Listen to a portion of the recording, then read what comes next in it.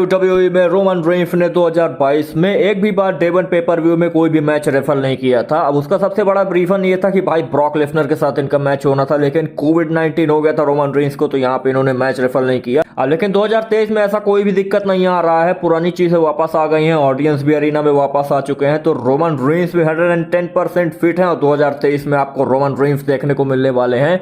अब यहाँ पे मैं इस वीडियो में उसी बारे में बात करने वाला हूँ कि भाई मैंने 3 अपोनेंट्स इनके लिए सिलेक्ट किए हैं कि इनका मैच जरूर होना चाहिए रोमन रेंस का डे वन पेपर व्यू में 2023 में। अब अगर इनके साथ रोमन रेंस का मैच होता है तो भाई इन तीनों सुपरस्टार्स के करियर में बहुत ही बेहतरीन उछाल आएगा, मतलब इनका ग्राफ बहुत ही बेहतरीन तरीके से ऊपर जाएगा और रोमन रेंस के करियर में भी कुछ बेहतरीन अपोनेंट्स शामिल हो जाएंगे जहां पे ये बोल सकेंगे रोमन रेंस की हाँ भाई मैंने इनके साथ भी मैचेस लड़ा है। तो चलो शुरू करते हैं बिना किसी देरी के इस लिस्ट में तीसरे नंबर में जो मैंने सुपरस्टार को रखा है इनका नाम है द केल्टिक वॉरियर शीमस। अब देखो शीमस ने क्लेफेड द कैपिटल में हार हासिल की थी, वहां पे उसके बाद से फिर शीमस को टॉप स्पॉटलाइट में नहीं देखा जा रहा है, लेकिन यहाँ पे आप लोगों ने एक चीज रियलाइज किया होगा कि भाई क्लेफेड द कैपिटल में कितने बेहतरीन तरीके से शीमस ने रेसल किया था। अब शीमस एक ऐसा सुपरस्टार है कि भाई किसी के साथ भी रेसल करेगा तो जो ब्रो किक है ना वो आपको ऑलमोस्ट रियल टाइप की लगती है, इस तरीके से शीमस का एक्शन रहता है। और एक टाइम ऐसा हुआ करता था कि भाई जब ये WWE चैंपियनशिप को रिप्रेजेंट करते थे, वहां पे 2011 में रैंडी ऑर्टन ने इन्हें लास्ट टाइम WWE चैंपियनशिप के लिए हराया था।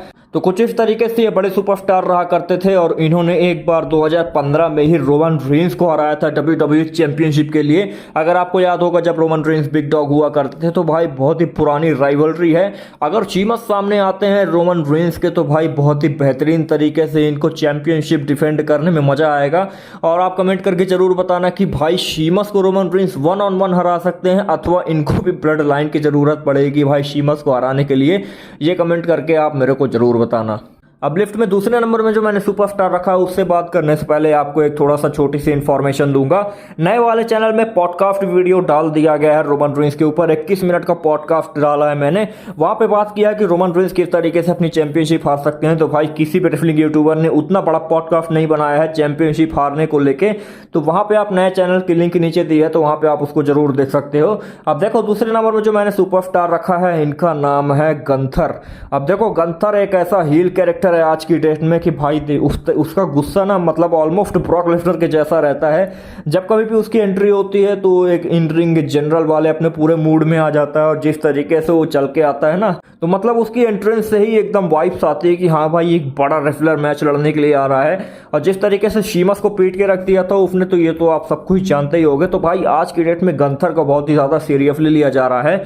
हालांकि मतलब गंथर 1 या 2 साल से WWE में है, लेकिन यहाँ पे गंथर आज की डेट में बहुत ही बेहतरीन रेसलर बन चुके हैं। तो यहाँ पे इमेजिन करो कि भाई गंथर का सामना रोमन रेंस के साथ जब होता है, क्योंकि यहाँ पे सबसे बड़ी बात यह है कि भाई गंथर को अब तक WWE ने बड़े पेपर व्यूज में हरवाया नहीं है। जिस तरीके से वो इंटरकॉन्टिनेंटल चैंपियनशिप लेके चल रहे हैं ना, कुछ उसी तरीके से WWE championship, universal championship Roman Reigns भी लेके चल रहे हैं।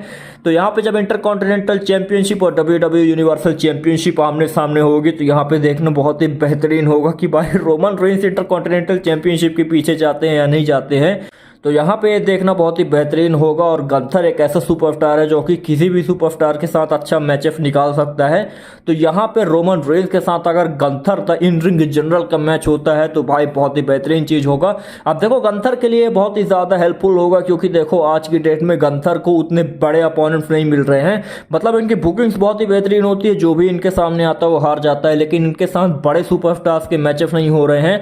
अब यहाँ पे ऐसा टाइम आ गया है जब WWE को चाहिए कि भाई बड़े सुपरस्टार्स बुक करें इनके लिए, तो यहाँ पर रोमन रेंस से शुरुआत करनी चाहिए, उसके बाद फिर ब्रॉक लेसनर और बड़े बड़े सुपरस्टार, जितने बेहतरीन सुपरस्टार्स हो सके वो इनके पीछे अगर आए तो इनका जिमिक बहुत ही बेहतरीन हो जाएगा। और यहाँ पे आप कमेंट करके जरूर बताना कि भाई शीमस अथवा गंथर दोनों में से कौन ज्यादा डिजर्व करता है रोमन रेंस के साथ डे वन पेपर व्यू में मैच लड़ना। अब इस लिस्ट में पहले नंबर में जो मैंने सुपरस्टार रखा है तो हो सकता है कि उसके साथ आप एग्री नहीं करो।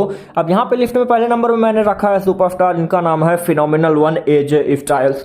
अब आप कहोगे कि यार फिर मतलब देखो अभी कुछ दिन पहले ही लाइव शो में रोमन रेंस ने एजे स्टाइल्स को हरा के रख दिया था, लेकिन फिर एक बार मैं बोलता हूँ कि इमेजिन करो कि एजे स्टाइल्स एक बड़े पेपर व्यू में रोमन रेंस के सामने आते हैं। जिस तरीके से एजे स्टाइल्स टेक्निकल रेसलिंग को प्रमोट करते हैं, जिस तरीके से रेसलिंग को बढ़ाते हैं एजे स्टाइल्स, तो वो तो आप सब कुछ जानते ही होंगे। अब यहाँ पे अगर रोमन रेंस एजे स्टाइल्स के खिलाफ डे 1 पेपर व्यू में यहाँ पे मैच लड़ते हैं तो भाई एजे स्टाइल्स के लिए बहुत ही बेहतरीन चीज़ हो जाएगी, क्योंकि देखो एजे स्टाइल्स को भाई WWE में उतना बेहतरीन तरीके से बुक नहीं किया है। अगर कोविड के 19 से बात करूं, एक बहुत ही बड़ा पेपर व्यू जो उनको मिला था वो था 2020 में अंडरटेकर के खिलाफ। उसके बाद फिर उनको उतना बेहतरीन मैचेस और उतनी बेहतरीन स्टोरी लाइन नहीं मिली। अब ये वही एजे स्टाइल्स है भाई जो कि एक टाइम पर रैंडी ऑर्टन के साथ बेहतरीन मैचेस निकालते थे। सर्वाइवर सीरीज में ब्रॉक लेसनर के साथ इन्होंने ब्रॉक लेसनर के करियर बेस्ट मैचेस निकाल दिए थे। तो यहाँ पे कुछ इस तरीके से इनकी स्टोरी लाइन चलती है अगर एजे स्टाइल्स को बहुत ही बेहतरीन तरीके से बुक किया जाए तो। लेकिन फिर वही बात हो जाती है ना कि WWE ध्यान नहीं देती, क्योंकि इस वक्त WWE रोमन रेंस और बाकी के सुपरस्टार्स के ऊपर ध्यान दे रही है। बहुत सारे लोग बोलते हैं कि भाई एजे स्टाइल्स अब लेजेंड बन चुका है, एजे स्टाइल्स के पास अब उतना ज़्यादा टाइम नहीं रहा। लेकिन मैं बोलता हूँ कि भाई 3 से 4 साल आज की डेट में भी एजे स्टाइल्स के पास है। और अगर यहाँ से एजे स्टाइल्स कंपनी को बड़ा सुपरस्टार देखती है, कंपनी को अगर एक बहुत ही बेहतरीन अपोनेंट्स चाहिए तो भाई एजे स्टाइल्स को सबसे पहले पिक करना चाहिए। अब यहाँ पे मेरे को कमेंट करके जरूर बताने कि क्या आप एजे स्टाइल्स को मानते हो कि भाई इतना बड़ा सुपरस्टार है कि रोमन रेंस को चैलेंज कर सके डे 1 पेपर व्यू में। और तीनों ही सुपरस्टार जो मैंने मेंशन किए उनमें से कौन ज़्यादा डिजर्विंग है रोमन रेंस के साथ मैच लड़ने के लिए, वो मेरे को कमेंट करके जरूर बताना। आई होप नए वाले पॉडकास्ट को आप जरूर देखोगे। नए वाले चैनल में मैंने ब्रॉक लेसनर का भी वीडियो डाला है तो उसको भी चेकआउट कर लेना। स्पोर्ट्स सर्टिफिकेट देखने के लिए बहुत बहुत धन्यवाद and have a nice day.